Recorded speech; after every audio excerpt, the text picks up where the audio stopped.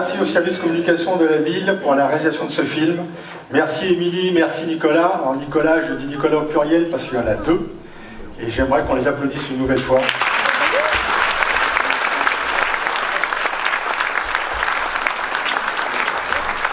J'en profite aussi pour remercier tous les agents qui se sont mobilisés toute la journée pour décorer cette salle. Le thème de la déco, vous l'avez vu, ce sont les JO. Pour coller au plus près de l'événement national, mais pas que, ce sont les Jeux Olympiques. Merci à eux aussi, j'aimerais qu'on les applaudisse.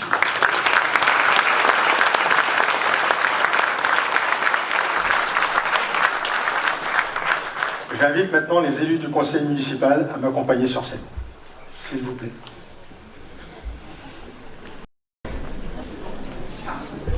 J'allais commencer par remercier monsieur le sous-préfet. Malheureusement, je viens d'avoir un message et il est pris sur des événements aux Andelys, donc il ne pourra pas être parmi nous ce soir. Mesdames, messieurs les parlementaires, mesdames, messieurs les conseillers régionaux, monsieur le président du conseil départemental, cher Alexandre, et les élus conseillers départementaux, mesdames, messieurs les maires, mesdames, messieurs les élus dans vos grades et qualités, mesdames et messieurs les gendarmes, sapeurs-pompiers, personnel administratif, mesdames et messieurs, chers amis.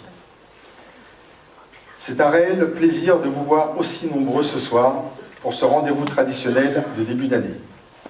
Permettez-moi tout d'abord de vous souhaiter au nom du conseil municipal tous mes vœux les meilleurs et une très belle année 2024. Des vœux de bonheur, des vœux de réussite et des vœux de bonne santé, non seulement pour vous, mais aussi pour vos familles, ainsi qu'à l'ensemble de la population de notre ville. Ayons également une pensée particulière pour ceux qui souffrent de maladies, de solitude, et pour tous ceux qui nous ont quittés en 2023. Je profite aussi de ce moment pour souhaiter la bienvenue aux nouveaux arrivants dans notre ville, qu'ils trouvent à Gisors un accueil chaleureux, une joie de vivre, une joie d'y vivre.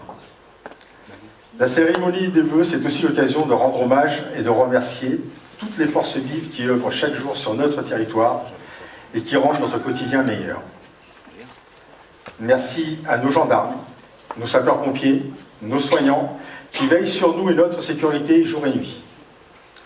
Leur mobilisation de tous les instants exige notre respect. Ils sont là pour nous et méritent toute notre reconnaissance. Merci aux présidents de nos nombreuses associations et à Trèves-Heureux, je veux aussi remercier les nombreux bénévoles pour leur engagement désintéressé. Qu'elles soient sportives, culturelles ou encore au service des autres, nos 97 associations contribuent à l'attractivité de notre ville. Une autre partie de la population que je tiens à remercier, ce sont les entrepreneurs, les artisans, les commerçants et tous les chefs d'entreprise. Des personnes qui créent de la richesse, qui créent des emplois et que l'on entend rarement. Merci à vous.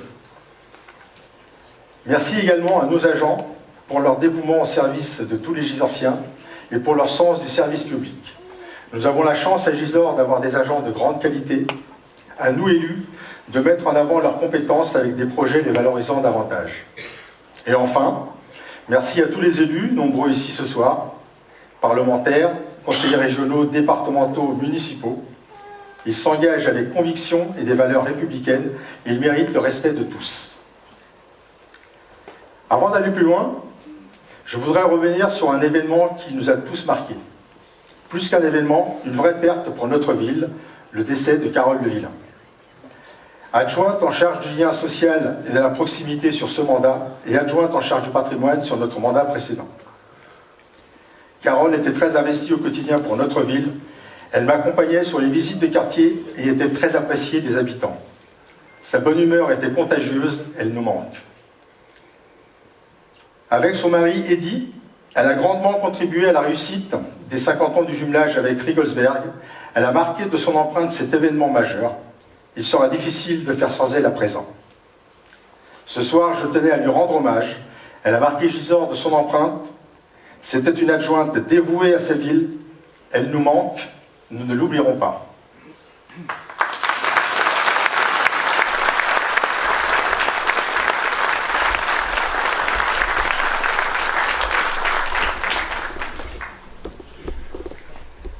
Avant de se projeter donc sur 2024, revenons d'abord sur l'année écoulée. Mon élection il y a un an en tant que maire s'est faite dans la continuité de nos engagements de 2014 et de 2020. J'ai placé mon mandat sous le signe de la proximité avec les Gisorsiens et en 2023, toutes les semaines, à travers des rencontres avec les habitants de notre ville, j'ai eu le privilège de visiter de très nombreux foyers, écoutant chacun et recevant leurs préoccupations. Ces échanges avec les citoyens sont au cœur de mon action. En 2024, je poursuivrai cette action et je continuerai à aller à votre rencontre avec mon équipe.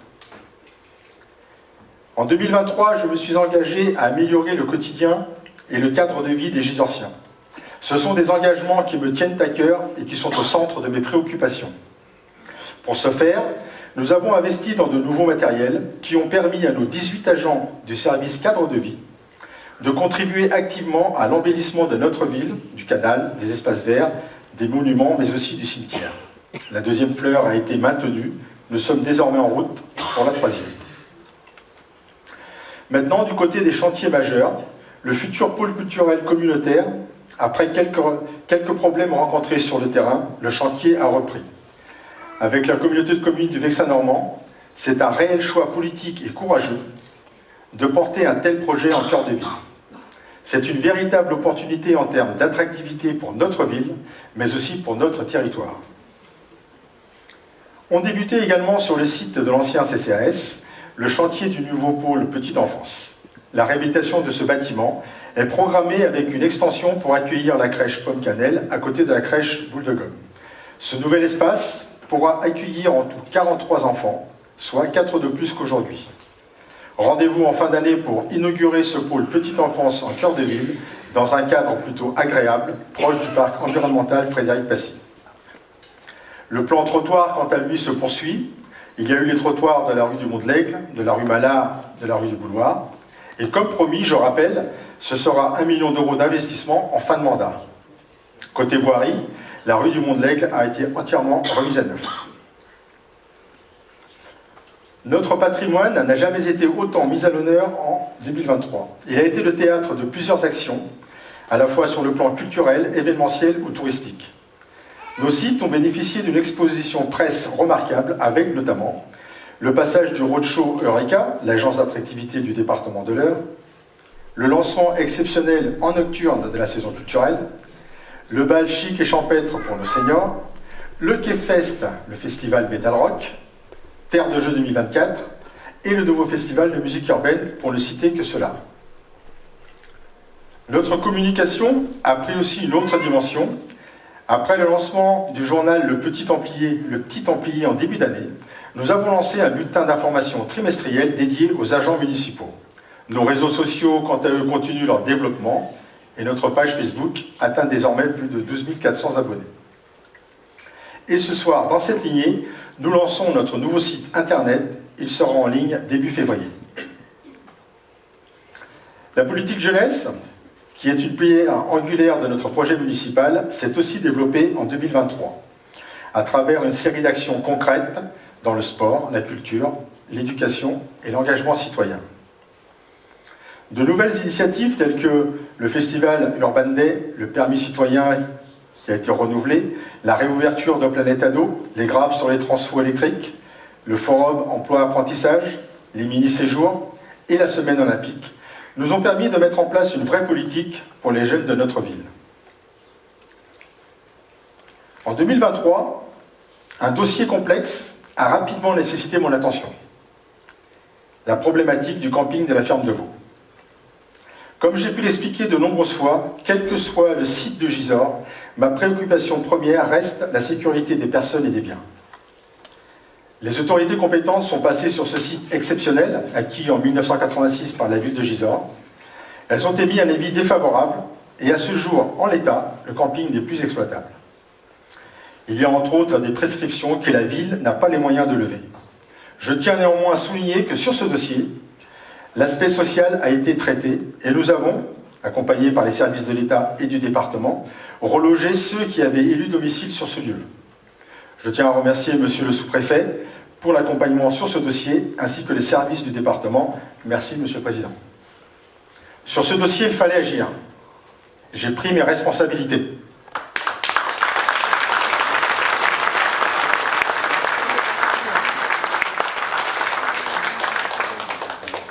Mesdames, Messieurs, chers amis, désormais 2024 s'ouvre à nous.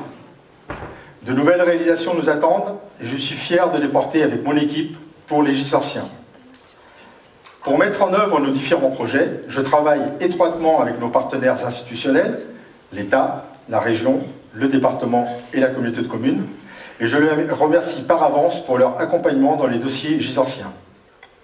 Tout d'abord, en matière de sécurité, notre stratégie reste le renforcement de notre police municipale.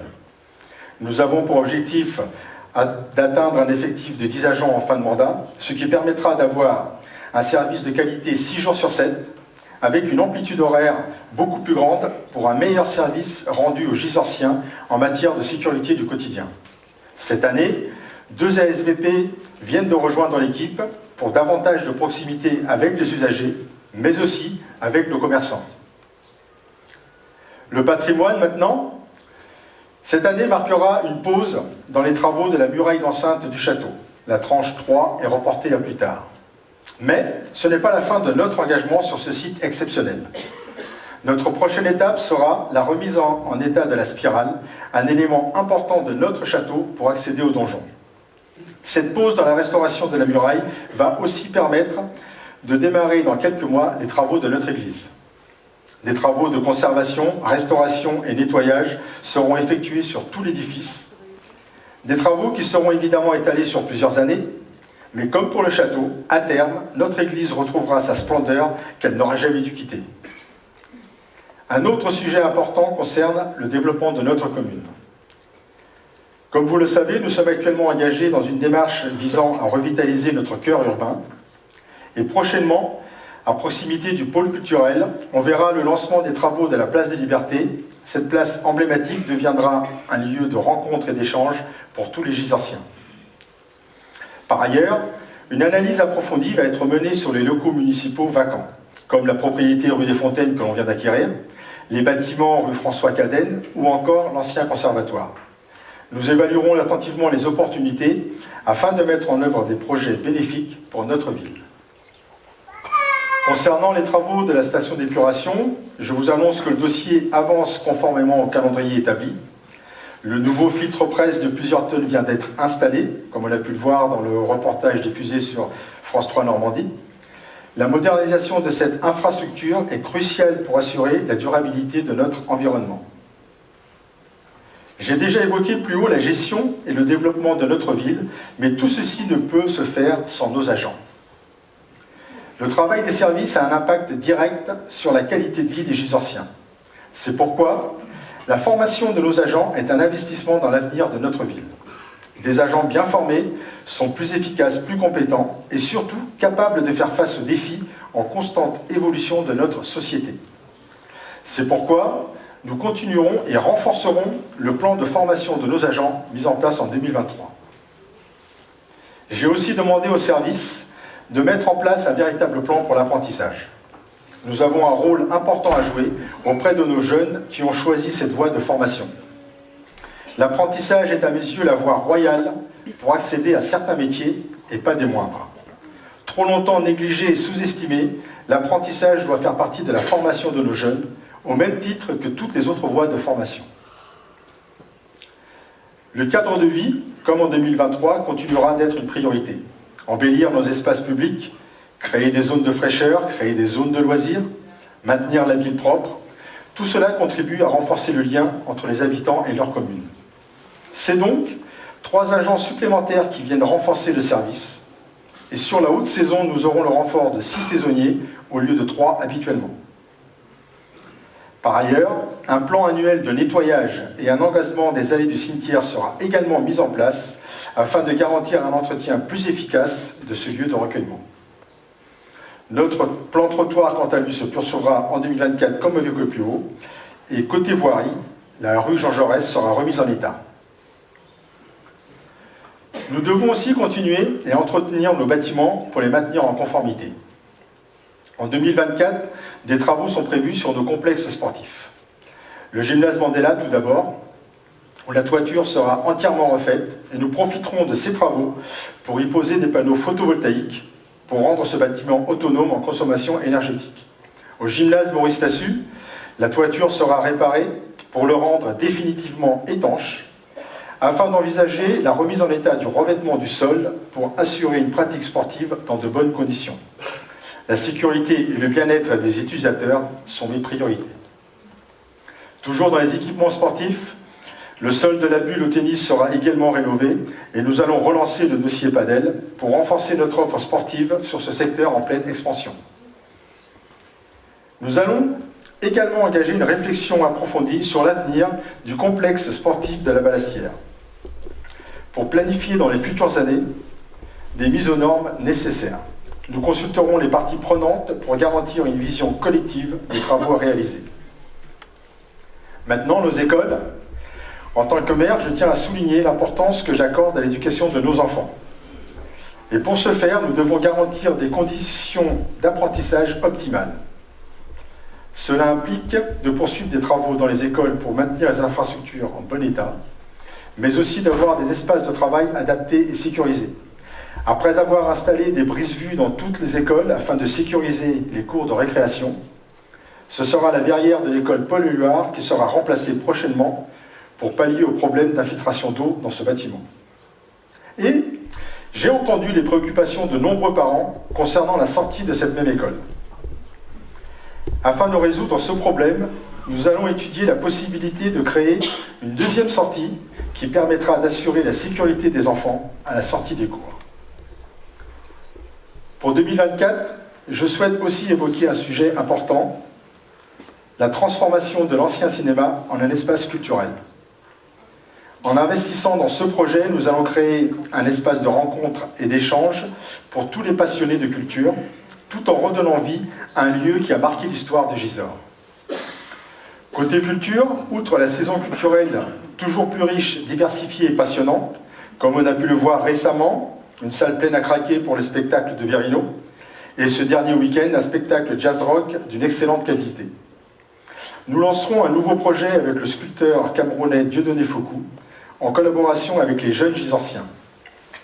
Un projet autour du développement durable, ou comment redonner vie à des objets destinés à être détruits. En ce qui concerne nos jeunes Gisorsiens, je veux créer des espaces de vie propices à leur épanouissement. Pour 2024, nous installerons des jeux pour les tout-petits dans les quartiers, favorisant ainsi la création de lieux de rencontre et de partage, aussi bien pour les enfants que pour les mamans. Pour les plus grands, et nos ados en particulier, nous allons installer un équipement multisport type City-Stade et un module sportif de plein air. Ces dispositifs, attendus par nos jeunes, seront étudiés avec eux. Je veux que notre jeunesse prenne part à l'élaboration de projets les concernant. Avec la maison Mireille Pierson, nous mettrons l'accent sur les actions en faveur de tous les jeunes Gisorsiens. En ce sens, nous installerons le conseil local de la jeunesse. Ce conseil sera composé de jeunes Gisorsiens, offrant ainsi une plateforme où ils pourront exprimer leurs idées, leurs préoccupations et participer activement à la prise de décision les concernant. Cette initiative donnera une voix significative aux jeunes et les impliquera davantage dans le processus démocratique local. Je n'oublie pas non plus nos seniors qui, tout au long de l'année, ont accès à des sorties et des événements qui leur sont dédiés. La mobilité maintenant, le transport urbain gratuit mis en place lors du précédent mandat a le mérite d'exister, mais ne donne pas entière satisfaction aux usagers. Il est donc essentiel de l'améliorer, car cela contribue de manière significative à la qualité de vie de nos résidents, et notamment de nos seniors, mais pas que. Un groupe de travail est déjà en place pour repenser notre approche en matière de mobilité, car notre ville intègre des zones résidentielles, des zones commerciales, des espaces de vie et des espaces de loisirs, ce qui implique des déplacements fréquents. Donc des solutions seront apportées pour faciliter les déplacements des Gisorsiens au sein de notre ville. Concernant la santé, sachez que je suis pleinement mobilisé avec nos différents partenaires, État, régions, départements et communautés de communes. Néanmoins, il ne faut pas se raconter d'histoire et promettre l'impossible. Aujourd'hui, il manque des médecins sur toute la France, par conséquent à Gisors aussi. Donc, en attendant de retrouver un nombre de médecins en quantité suffisante, il faut repenser l'approche de la médecine. C'est donc un ensemble de mesures qui vont permettre de retrouver du temps médecin. Tout d'abord, il faut continuer à attirer les jeunes médecins sur notre territoire, et ça passe par un territoire attractif. D'ailleurs, tout ce que nous mettons en œuvre à Gisors contribue à rendre notre ville plus attractive. Ensuite, il faut encourager les nouvelles pratiques médicales, comme les médicobus ou la télémédecine. Il faut aussi inciter les médecins jeunes retraités à reprendre des services. Et enfin, il faut libérer du temps médecin en s'appuyant sur d'autres professionnels de santé, comme les pharmaciens, les infirmières ou les assistants médicaux.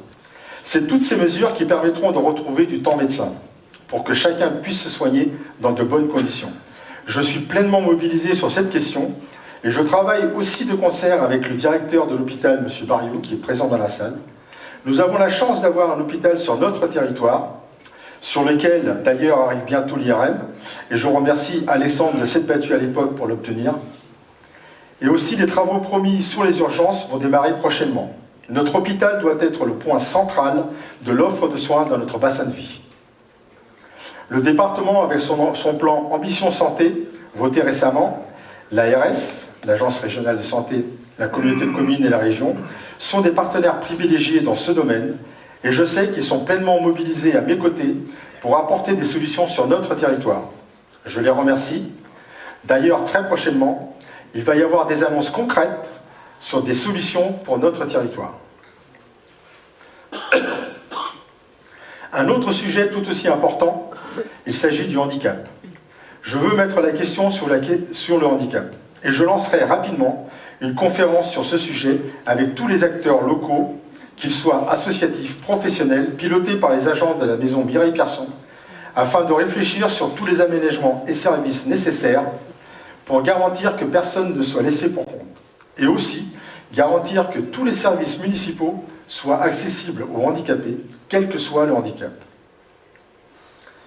Je veux aussi présenter aujourd'hui un projet qui renforcera et contribuera à créer du lien social. Il s'agit du projet d'épicerie solidaire. Une initiative qui vise à répondre aux besoins alimentaires de nos concitoyens les plus vulnérables. Il est indéniable que certaines familles font face à des difficultés économiques. Le projet d'épicerie solidaire que nous proposons aujourd'hui a pour objectif de remédier à cette situation. Ce projet ne se limite pas seulement à la distribution de denrées, il vise également à favoriser l'inclusion sociale en offrant des espaces de rencontre et d'échange. Une autre initiative qui vise à renforcer la solidarité au sein de notre communauté et améliorer l'accès aux soins est le projet de mutuelle municipale qui sera lancé prochainement. Nous sommes conscients que l'accès aux soins peut être un défi pour certaines familles, en particulier celles qui font face à des difficultés financières. La mutuelle municipale que nous mettrons en place a pour objectif de rendre les services de santé plus accessibles et ainsi permettre aux Gisorsiens qui en ont besoin de bénéficier d'une mutuelle.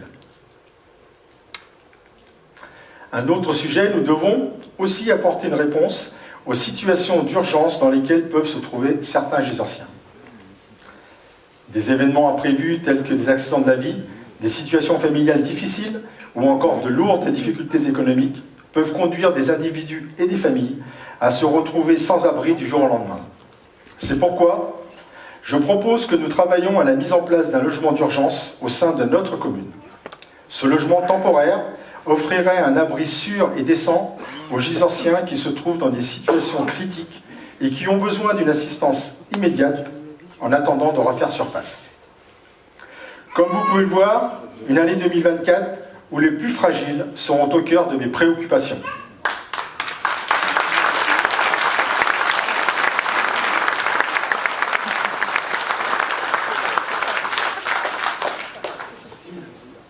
Un autre sujet maintenant pour aller sur un autre registre. Cette année sera aussi riche en festivités et événements. Au printemps, tout d'abord, Gisors la légendaire, notre fête médiévale emblématique, sera de retour, avec une thématique axée sur les Jeux pour coller au plus près de cette année olympique. Nous mobiliserons les ressources nécessaires pour assurer son succès, et je sais que les services sont déjà à pied d'œuvre. Un autre événement phare, ce sera la fête de la Libération. Cette année marque un anniversaire important pour notre ville, les 80 ans de la Libération. Nous organiserons de grandes festivités pour célébrer ce moment de notre histoire. Sans dévoiler ce qui est en préparation, je peux vous dire qu'une délégation de la ville de Vienne, ville qui a contribué à la reconstruction de Gisors après la guerre, sera présente. Mais chut, je n'en dis pas plus. En juillet, enfin, et c'est une grande première, Gisors sera le terrain de jeu du passage de la flamme olympique. Un événement exceptionnel pour notre ville. Sur proposition du département que je remercie, notre ville a l'honneur d'accueillir ce symbole de l'olympisme sur un parcours de 1,2 km où 10 porteurs de flammes se relayeront. D'ores et déjà, les services travaillent ensemble en relation avec les services du département pour créer une fête inoubliable ce 6 juillet. J'invite dès maintenant tous les sportifs, tous les commerçants et tous les Gisorsiens à participer à cet événement. Mesdames, Messieurs, chers amis, voici le cap pour 2024 que j'ai fixé à mon équipe, et en particulier à mes adjoints et conseillers délégués. Avec l'équipe qui m'entoure, nous sommes pleinement mobilisés pour porter les projets nécessaires pour Gisors. Nous sommes résolus à œuvrer pour l'avenir de tous les Gisorsiens, pour tous les habitants de notre commune, quels qu'ils soient. Je tiens à vous assurer, chères Gisorsiennes, chers Gisorsiens, que mon engagement pour Gisors est fort et indéfectible. La seule chose qui me guide, c'est le bien vivre à Gisors. Ce soir, votre présence nombreuse à ce rendez-vous incontournable démontre votre intérêt pour notre action et notre ville. Je sais compter sur votre soutien, comme vous pouvez compter sur ma loyauté. Je vous remercie de votre attention et vous souhaite à nouveau, au nom du conseil municipal, une très bonne année 2024. Vive la République, vive la France, vive la Normandie, vive l'Eure et vive Gisors.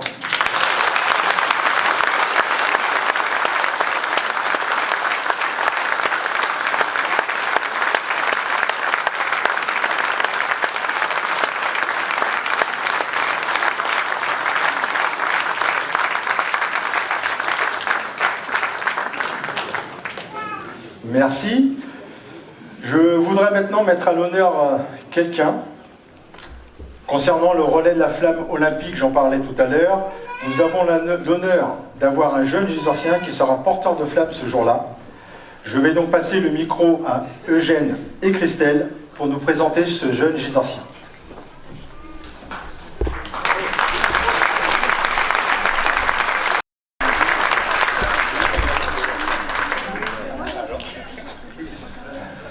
Bonsoir à toutes et à tous.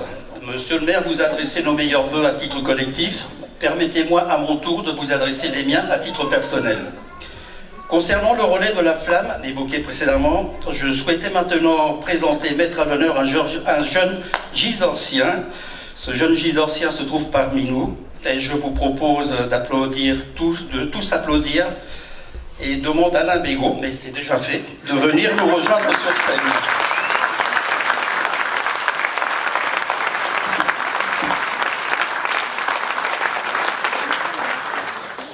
Alan est porte-drapeau auprès des associations patriotiques. Il participe et est présent à toutes nos commémorations. Il est particulièrement engagé dans les devoirs de mémoire et incarne les valeurs olympiques telles que le don de soi, l'implication, le dépassement, l'abnégation, l'humilité et le fair-play. C'est donc naturellement à lui que nous avons pensé. Sur notre proposition, le département et le comité olympique ont validé sa candidature pour participer au relais et être porteur de la flamme olympique. Bravo à toi, Alan. Nous t'adressons nos plus sincères et chaleureuses félicitations.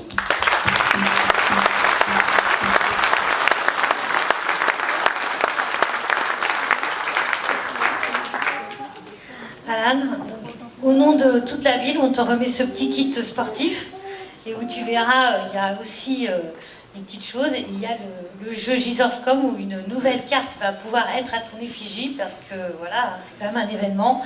En tout cas, on est très fiers que tu sois notre porte-flamme de Gisors. Donc bravo à toi et félicitations.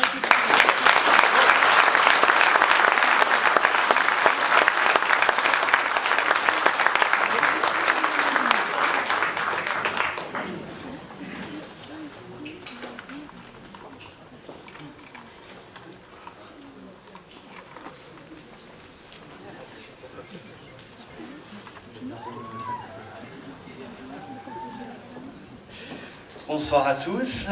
Je tiens à remercier Monsieur Rassaer, Monsieur Serquera, maire de Gisors, et Monsieur Rassaer, président du conseil départemental. Madame Vivier Cerquera et Monsieur Eugène Jiménez et toute l'équipe municipale qui m'ont permis d'avoir cet honneur. Je remercie également mes parents, Monsieur François Cornu et Monsieur Brian Ziouti, qui m'ont enseigné les valeurs du sport. Je dédie aussi cet honneur à mon frère, Léo, qui fait des études en STAPS. Je suis très fier de porter la flamme olympique et paralympique et de représenter la ville de Gisors. Merci à tous.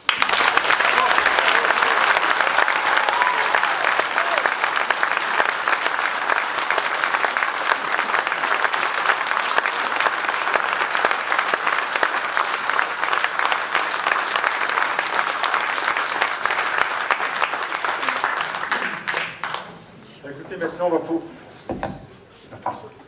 va pouvoir maintenant se retourner puis partager le verre de l'amitié. Je vais passer discuter un petit peu avec vous dans la salle. Merci à tous encore.